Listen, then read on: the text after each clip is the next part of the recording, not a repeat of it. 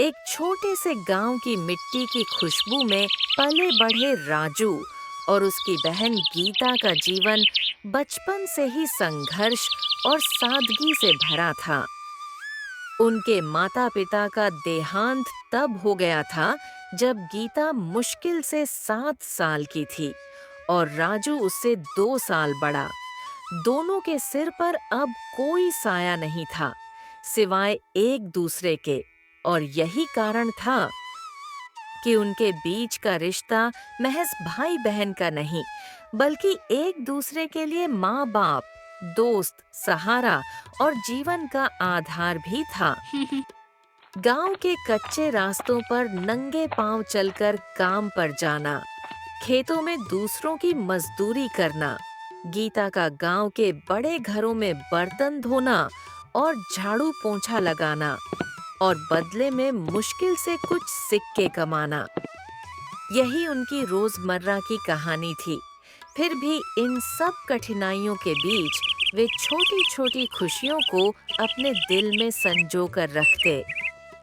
जैसे शाम को खेत से लौटते वक्त रास्ते में किसी बबूल के पेड़ के नीचे बैठकर बरगद की जड़ों से लटकते झूले पर झूलना, या बारिश के दिनों में मिट्टी में खेलना। उनके पास खिलौने नहीं थे, लेकिन उनके पास एक दूसरे का साथ था, जो किसी भी सोने चांदी से ज्यादा कीमती था। और यही साथ उन्हें हर मुश्किल में आगे बढ़ने की ताकत देता। ऐसे ही धीरे धीरे साल बीतते गए और फिर आया सावन का महीना, जब चारों तरफ हरियाली छा जाती, खेतों में धान की पौध लहलहाती और गांव में त्योहारों की तैयारियां शुरू हो जाती।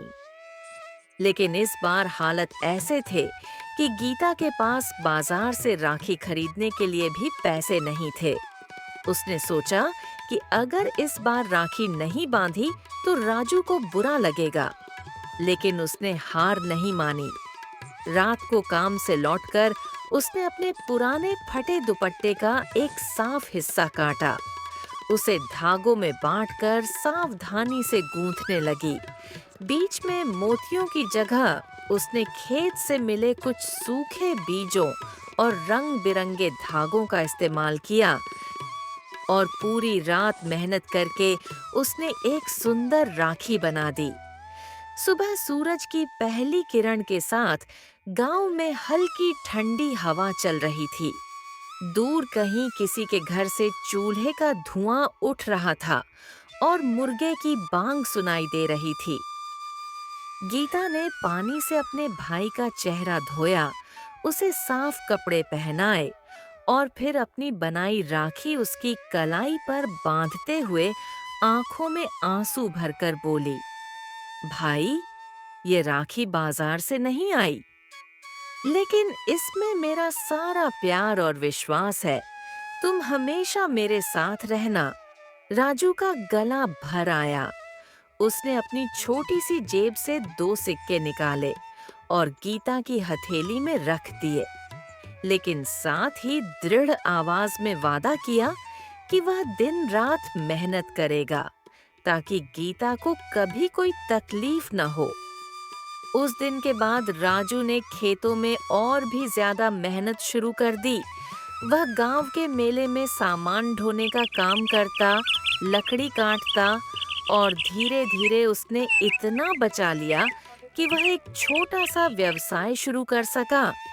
पहले गांव में वह सब्जियां बेचता, फिर शहर से कपड़े और जरूरी सामान लाकर गांव में बेचने लगा। उसकी मेहनत रंग लाई और घर की हालत सुधरने लगी।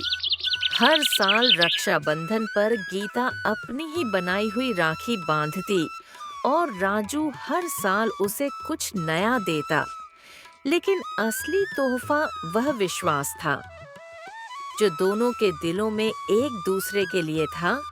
कई साल बाद जब राजू का छोटा सा कारोबार बड़ा हो गया और वह गांव के सबसे मेहनती और सफल लोगों में गिना जाने लगा, तो एक रक्षाबंधन के दिन उसने गीता को नए कपड़े, चूड़ियां, मिठाइयाँ और एक सुनहरी राखी लाकर दी। किया था और आज तक निभा रहे हो। गांव के लोग भी इस भाई बहन के रिश्ते को देखकर कहते कि सच्चा प्यार और अपनापन महंगी चीजों में नहीं, बल्कि साथ निभाने और वचन पूरा करने में छिपा होता है। और इस तरह उनका रक्षा बंधन साल दर साल और मजबूत होता गया, जैसे धागा बार बार बांधने से और भी अटूट हो जाता है। इस कहानी से यही सीख मिलती है कि गरीबी में भी रिश्तों की मिठास कम नहीं होती, बल्कि सच्चा प्यार, त्याग और भरोसा हर मुश्किल से लड़ने की ताकत दे देता है। और यही रक्षा बंधन का असली अर्थ है, सिर्फ एक धागा नहीं, बल्कि जीवन भर का साथ और वचन।